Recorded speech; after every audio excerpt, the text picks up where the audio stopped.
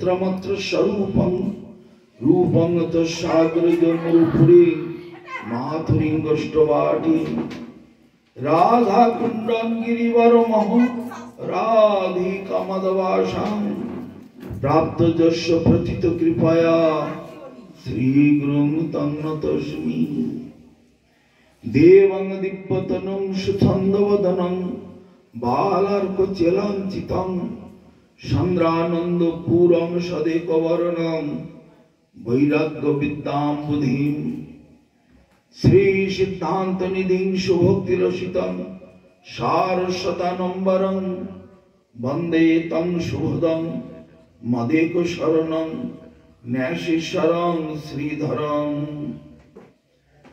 श्री सिद्धांत सरस्वती विदित गौरी गुरुवर्णये भातो भानुरिव प्रभात गगने जो गौर संकीर्तनै मायावाद तिमिंगिल दरगदान्त भृत्त जीवनिमान कृष्ण प्रेम सुदाति गाहन सुखं राधात प्रभुं तं भजे पंच तत्त्वात्मकं कृष्णं भक्त रूप स्वरूपकं भक्तावतारं भक्ताख्यं नमामि भक्त शक्तिकाम नमो महावदन्नाय कृष्ण प्रेम प्रदायते कृष्णाय कृष्ण चैतन्य नाम्ने गौरतिशे नमः हरेर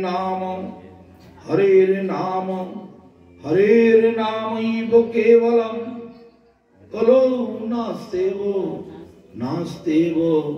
नास्तेव गतिरन्यथा नाम बिना कलिकाले नहीं आर धर्म सर्वमंत्र सार नाम यही शास्त्र मर्म अतएव कलिजुगे नाम यज्ञ सार आर कोनो धर्म कइले नहीं पाए पार हरे कृष्ण कृष्ण कृष्ण हरे हरे हरे राम राम राम हरे हरे हरे कृष्ण कृष्ण कृष्ण हरे हरे हरे राम राम राम हरे हरे সবাই একবার উচ্চ স্বরে আমার সঙ্গে গলায় গলা মিলিয়ে একটু প্রাণ খুলে হরি নাম করুন তো হরে কৃষ্ণ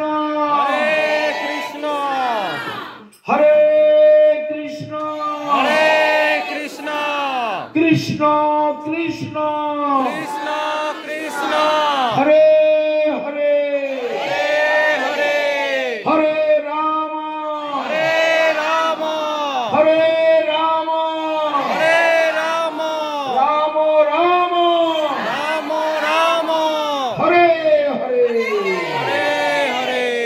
আরেকবার দয়া করে বলুন দেখি কে কত বলতে পারেন হরে কৃষ্ণ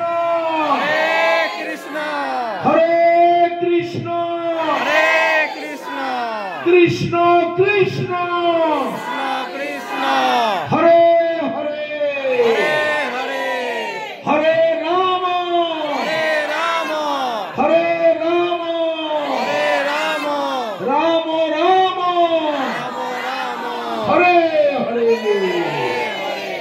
নিতাই গৌর প্রেমানন্দে হরি হরি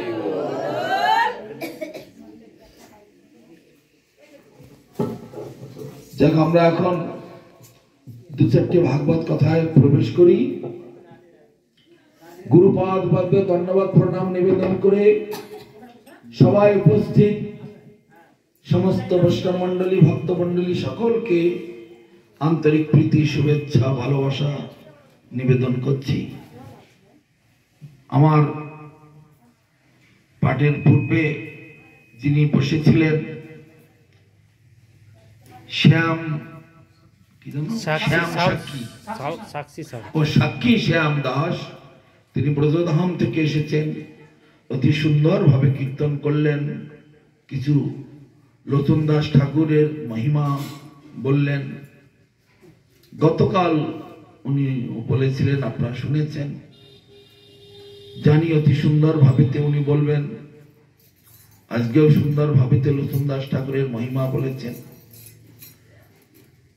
যাই হোক, গুরু বৈষ্ণব আর ভগবান তিনের স্মরণে হয় সর্ববিঘ্ন বিনাশন। দুর্ভাগ্যক্রমে আমরা গুরু বৈষ্ণব ভগবান এই তিনজনের স্মরণ থেকেই আমরা দূরে থাকি। মায়ার সঙ্গে এমন ভাবে মাখামাখি হয়ে গিয়েছে যেগুলো আমাদের কখনো সুখ দেবে না, শান্তি দেবে না, আমাদেরকে বাঁচতে দেবে না, আমাদেরকে আনন্দ দেবে না, আমাদেরকে বিনাশ করে দেবে। সেই দিকে আমাদের অধিক থেকে অধিকতর রুচি। ঠিক যেমন পার্বত্য নদীগুলি প্রবল বেগে ধাবিত হয়ে সমুদ্রে প্রবেশ করে, আমাদের মনটা প্রবল বেগে মহাকালের মুখগহ্বরের মধ্যে প্রবেশ করবার জন্য সদা ব্যস্ত। সেই প্রবল স্রোতের উল্টো মুখে আমাদের গমন করতে হবে। বিশ্বব্যাপী আমাদের যে হরিনামের মুভমেন্ট প্রচারিত হচ্ছে, মহাপ্রভুর স্বপ্নটাকে প্রচারিত হচ্ছে আমাদের গুরুবর্গের দ্বারা। মহাপ্রভুর কি স্বপ্ন ছিল? পৃথিবীতে যত আছে নগরাদি গ্রাম, সর্বত্র প্রচার হইবে মোর নাম। তার ইচ্ছাতে, তার কৃপাতে আমাদের গুরুবর্গেরা সেই মহাপ্রভুর অভিন্ন স্বরূপ তারা ব্যাপকভাবে প্রচার করছে। তা সেই তার মূল লিডার হচ্ছেন ভক্তি সিদ্ধান্ত সরস্বতী গোস্বামী প্রভুপাদ। তিনি এই কথার পরিপ্রেক্ষিতে সুন্দর একটি শব্দ ব্যবহার করতেন। সেটা কি? টোটালিটেরিয়ান ওয়ার এগেনস্ট মায়া, ইলুশন। মানে মায়ার বিরুদ্ধে সার্বজনীন যুদ্ধ ঘোষণা। আমরা যুদ্ধ করছি, আমরা যুদ্ধক্ষেত্রে সৈনিক, প্রতিনিয়ত আমরা যুদ্ধ করে যাচ্ছি। কি যুদ্ধ করতে হবে? কার বিরুদ্ধে? মায়ার বিরুদ্ধে।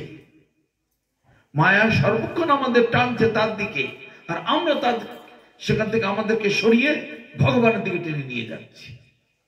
যে নদীর উদাহরণটা দিলাম না, প্রবল বেগে ধাবিত হচ্ছে পাহাড় থেকে হাজার হাজার ঝর্ণার জল নেমে সমুদ্রে, আর সেইখান থেকে একটি ছোট্ট নৌকোকে বেয়ে বেয়ে বেয়ে বেয়ে পর্বতের উপরে, পাহাড়ের উপরে উঠতে হচ্ছে। তাহলে এবার বুঝুন কতখানি আমাদের কষ্ট করতে হবে, কতখানি আমাদের শক্তি প্রয়োগ করতে হবে। তাই ভক্তি সিদ্ধান্ত সরস্বতী গোস্বামী প্রভুপাদ তিনি বলতেন, মহাপ্রভুর কথা জগতে প্রচার করবার জন্য, মহাপ্রভুর ইচ্ছা, তার স্বপ্ন পৃথিবী ব্যাপী প্রচার করবার জন্য আমাদের গ্যালন গ্যালন রক্ত খরচা করতে হবে। এই সাধুরা আপনাদের কাছে আসেন কোথায় ব্রজধাম থেকে, কোথায় নীলাচল ধাম থেকে, কোথায় নবদ্বীপ ধাম থেকে, কোথায় পৃথিবীর বিভিন্ন প্রান্ত থেকে। কার জন্য? কাদের জন্য? তাদের নিজেদের কোনো আশা পূরণ করার জন্য নয়, নিজেদের কোনো কামনা বাসনার জন্য নয়। তাদের শুধু একটাই লক্ষ্য, কিভাবে জগতের সমস্ত জীব উদ্ধার প্রাপ্ত হবে, কিভাবে সমস্ত জীব back to Godhead, back to home, ভগবানের কাছে ফিরে যাবে, নিজেদের আসল বাড়ি, আদি বাড়িতে ফিরে যাবে। এখানে আমাদের কারো বাড়ি ঘর নয়। আজকের এই যে গৃহস্বামী বিকাশ রঞ্জন, যারা সপরিবারে, তার স্ত্রী হরিপ্রিয়া দেবী এবং তাদের একমাত্র সন্তান গোরাচাঁদ, অতি সুন্দর ফ্যামিলি, অতি ছোট্ট ফ্যামিলি, সুখের ফ্যামিলি, ছোট্ট সংসার, সুখের সংসার, ছোট পরিবার, সুখী পরিবার।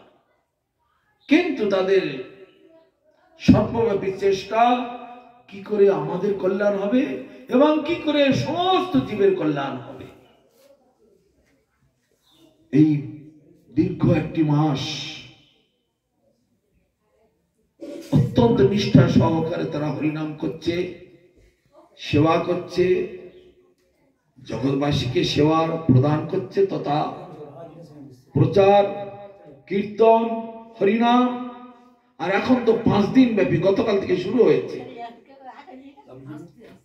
গতকাল থেকে শুরু হয়েছে, পূর্ণিমার শেষ পর্যন্ত এই অনুষ্ঠান প্রচলিত থাকবে। কিন্তু তার জন্য কত খরচা করতে হচ্ছে তাকে, কিন্তু সারা জীবন আয় করে, বড় বড় গাড়ি বাড়ি করে, বড় বড় ম্যানশন অট্টালিকা ইত্যাদি তৈরি করে কার কাজে লাগবে, কার ভোগে লাগবে, কার শ্রাদ্ধে লাগবে, সব ফেলে দিয়ে চলে যেতে হবে। কিন্তু এই সুবুদ্ধি সদ্বুদ্ধি সচরাচর মানুষের মধ্যে নাই। জগতের মানুষ মায়ার গোলামি করতে ভালোবাসে, কিন্তু ভগবানের গোলামি করতে চায় না সবাই। তিনি হচ্ছেন একমাত্র প্রভু, আর আমরা সবাই তার দাস দাসী। এই পরম সত্য, এই যে নিত্য শাশ্বত সনাতন সত্য বস্তুটি আমরা আদৌ ধরে রাখতে পারি না। আমাদের আসল সত্তা সে আত্মা, সে হলো তার অংশ। তিনি আছেন তাই আমরা আছি। তিনি একটি মানে চলাফেরা করছেন, কথা বলছেন, কাজ করছেন, তাই জন্য আমরা করছি। যেমন আমরা যদি চলাফেরা করি, এইদিকে যদি লাইট থাকে, আমার ছায়াটা এদিকে পড়বে, আমরা উঠবো বসবো, ছায়া ওঠা বসা করবে, আমরা চলাফেরা করবো, ছায়াও চলাফেরা করবে, আমরা ঘুমিয়ে যাব, ছায়াও ঘুমিয়ে যাবে, তাই না? তেমনি ভগবান সবসময় চলাফেরা করছেন, সবসময় তিনি ছিলেন, তিনি আছেন, তিনি থাকছেন। তদ্রূপ আমরাও ছিলাম, আমরা আছি, আমরা থাকব। সেই হলো আমাদের আসল স্বরূপ। কিন্তু তার উপরে একটা বিরাট আবরণ পড়ে গেছে। কি আবরণ? সেটা হলো আমি এবং আমার, এই দুটি শব্দ। আমি অমুক, আমি তমুক, আমি অমুকের বাড়ির বউ, অমুকের বাড়ির মা, অমুক বড় অফিসার, আমার ছেলে এত বড় অফিসার, তার মা আমি, তার বউ আমি, আমার এই আছে, ওই আছে, সেই আছে। আমি আর আমার এই দুটি বস্তু অত্যন্ত জঘন্য, দুটি আমাদের উপরে মায়াদেবী চাপিয়ে দিয়েছেন। কেন মায়াদেবী? আমার মায়াদেবী কোথা থেকে এলো? তিনি হলেন ভগবানের ছায়া শক্তি, শ্যাডো পোটেন্সি। তিনি কোথায় ছিলেন এতদিন? তো আমরা যদি বলি আমাদের ছায়াটা কোথায় ছিল? ছায়া শক্তি আমাদের সঙ্গে আছে না? আমরা দুপুরে রাস্তা দিয়ে হাঁটবো, ছায়াটাও আমাদের সঙ্গে হাঁটবে। আমরা বসে যাবো, ছায়া বসে যাবে, সবসময় আমাদের সঙ্গে ওতপ্রোত ভাবে জড়িত। তেমনি ভগবানের সঙ্গে ভগবানের ছায়া সবসময় থাকে। আর তার কাজটা কি? সৃষ্টি স্থিতি প্রলয় সাধন শক্তি রেখা সাহেব যস্য ভুবনানি বিভর্তি দুর্গা ইচ্ছানুরূপমপি যস্য সচেষ্ট দিশা গোবিন্দম আদি পুরুষম তমহং ভজামি। এর বিশদ ব্যাখ্যা আছে। ভগবানের ছায়া, তিনি হলেন দুর্গা দেবী, কালী দেবী। তাহলে ছায়া আর কায়া, কায়া মানে শরীর, ছায়া মানে সেই শরীরের একটা প্রতিবিম্ব। তাহলে এক্ষুনি আমি জল জল করছি, আরে একদম জল দাও তো, খুব তৃষ্ণা পেয়েছি, তো জলটা নিয়ে ছায়াকে দিলেন, আমাকে না দিয়ে ছায়াকে দিলেন। তাহলে কি হলো? আমার তৃপ্তি হলো, আমার পিপাসা মিটলো। জলটা তো আমি চাচ্ছি, আমাকে দিলেন না। আমি হাত পা নাড়ছি, চাও হাত পা নাড়ছে, কিন্তু আমাকে না দিয়ে তাকে দিলেন, কিন্তু আমার তৃষ্ণা মিটলো না। আমি যেমন ছিলাম তেমনি ছিলাম। আর আপনার যে পরিশ্রম, পয়সা খরচা করেছেন, হেঁটে গেছেন দোকানে, জলের বোতলটা এনেছেন, কষ্ট তো হয়েছে না? পয়সা খরচা তো হয়েছে, 8 ঘন্টা টাইম লেগেছে, যাওয়া আসা করেছেন, কষ্ট হয়েছে, সে কিন্তু জলটা আমি পেলাম না। জলটা ছায়াকে, তাহলে কি হলো? রেজাল্ট কি হলো? আমার হাতে কি থাকলো? জিরো। পয়সাটাও গেল, সময়টাও গেল, আমার পরিশ্রমও গেল, আমার পকেটে কিছু আর ঢুকলো না। আমার কোনো লাভ, কোনো শান্তি, কোনো আনন্দ কিছুই হলো না। তাহলে আমি কেন এই কাজটি করলাম? এটা আমার অজ্ঞতা, মূর্খতা। সেই জন্য আমাদের বৈষ্ণবগণ আমাদেরকে রাস্তা দেখিয়ে দিয়েছে। মায়া হচ্ছে ভগবানের ছায়া শক্তি। কৃষ্ণকে ভুলে, কৃষ্ণ ভুলি সেই জীব, কি বলে? কৃষ্ণ বলি সেই জীব অনাদি বহির্মুখ। অনাদি, আজকের থেকে নয়, এটা অনন্ত কাল থেকে ভগবানকে বাদ দিয়ে অন্যদিকে মিথ্যে বস্তুর প্রতি লোভ লালসা। কৃষ্ণ বলি সেই জীব অনাদি বহির্মুখ, অতএব মায়া তারে দেয় এই সংসার আদি দুঃখ। এটা কোনো সুখের জায়গা নয়, দুঃখের জায়গা। এই দুঃখ পাওয়ার জন্য আপনারা সংসার পেতে বসেছে, এবং হাতে নাতে নিরন্তর কেউ দুঃখই পাচ্ছে, বিন্দু মাত্র আপনাদের লাভ নেই। সেই দুঃখের হাত থেকে কল্যাণ করবার জন্য বৈষ্ণবগণ নিরন্তর চেষ্টা করে যাচ্ছে। যেমন আমাদের বিকাশ প্রভু কত খরচা করে, কত পরিশ্রম করে আমাদেরকে সেই কোথা থেকে সব ডেকে ঢুকে এনেছেন, এনে এখানে একটি অনুষ্ঠান করছে, যাতে এই গ্রামের মানুষগুলি কল্যাণ হয়। আর এই ব্রত মাসের নিয়ম কানুন সব প্রায় কতদিন ধরে শুনছেন, অতুলনীয়। বছরের মধ্যে এই মাসটি সর্বশ্রেষ্ঠ, সর্বশ্রেষ্ঠ মাস, সর্বশ্রেষ্ঠ কল্যাণময় এবং সর্বশ্রেষ্ঠ আমাদের উন্নতি।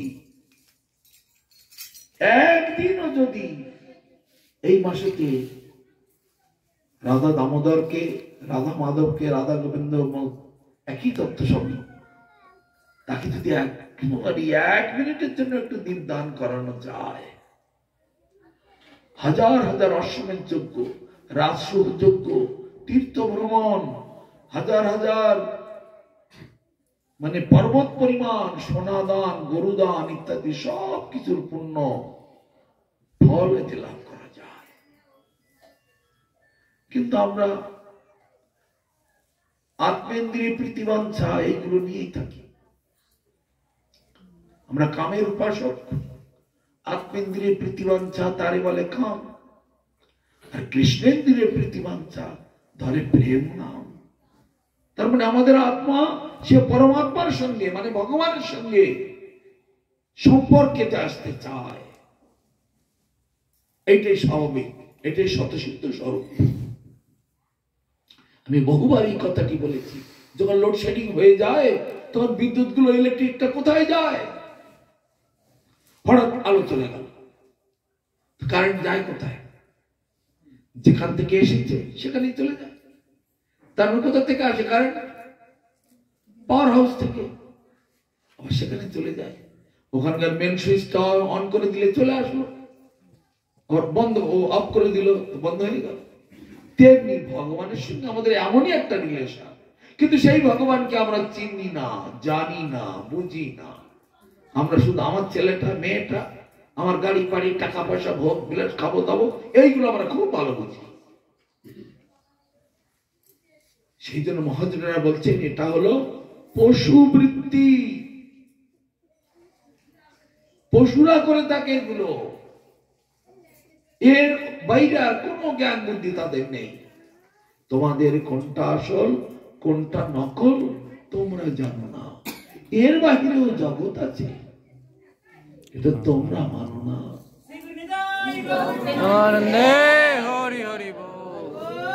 এর বাইরে জগৎ আছে। কি জগৎ? কোন জগৎ? কিসের জগৎ? প্রেমের জগৎ, ভালোবাসার জগৎ, ভক্তির জগৎ।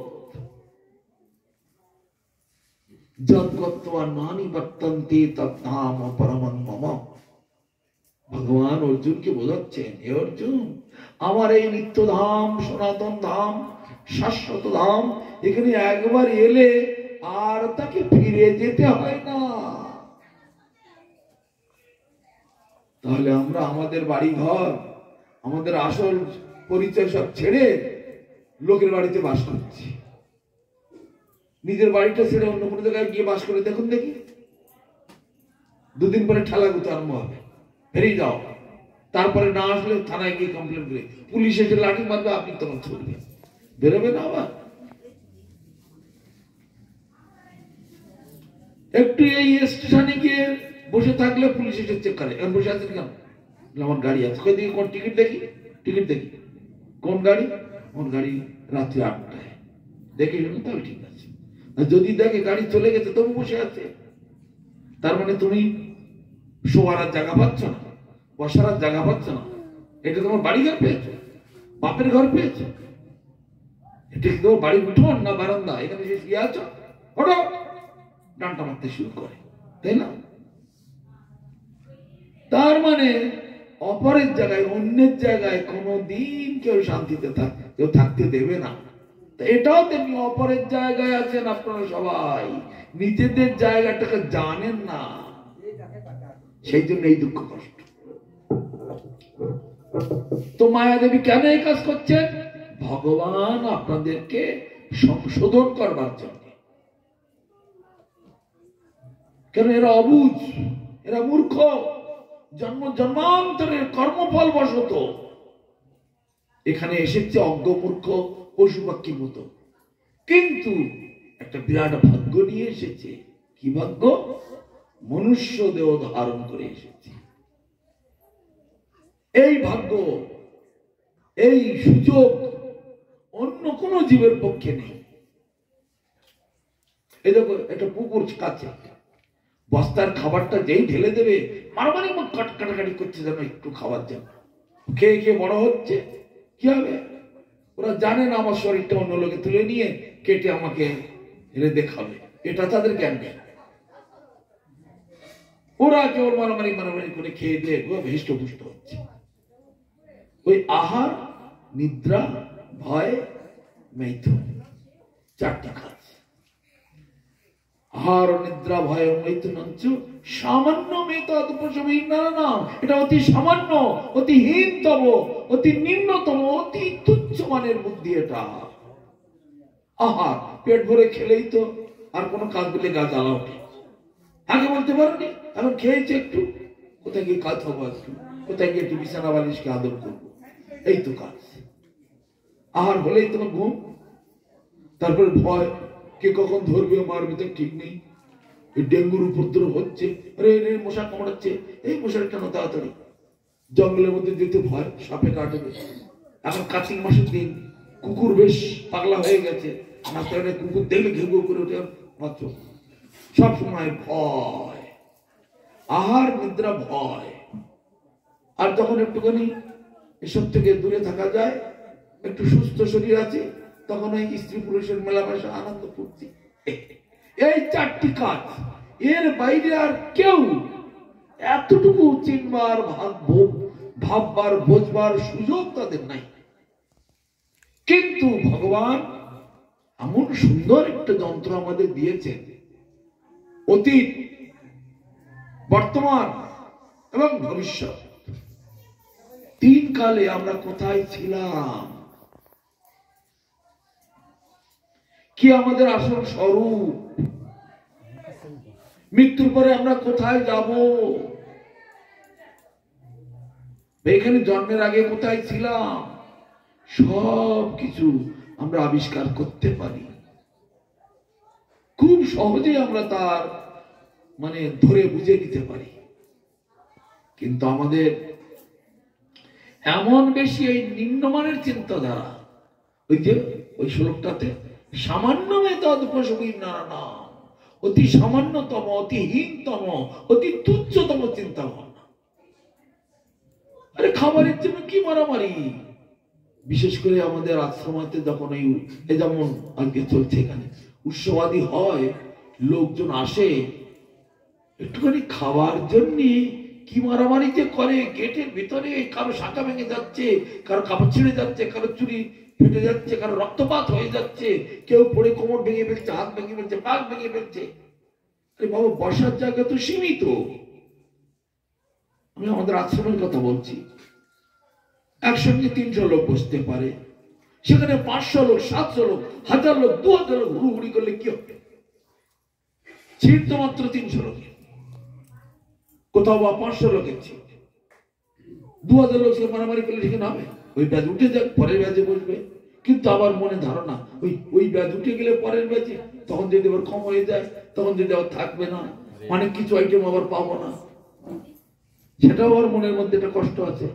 হয়তো পনিরের তরকারিটা নেই, হয়তো পায়েসটা ফুরিয়ে গেছে, হয়তো পুষ্পান্ন নেই, মিষ্টিগুলো নেই। দেখুন মনটা কোন দিকে? ভোজনের দিকে, ভোগের দিকে।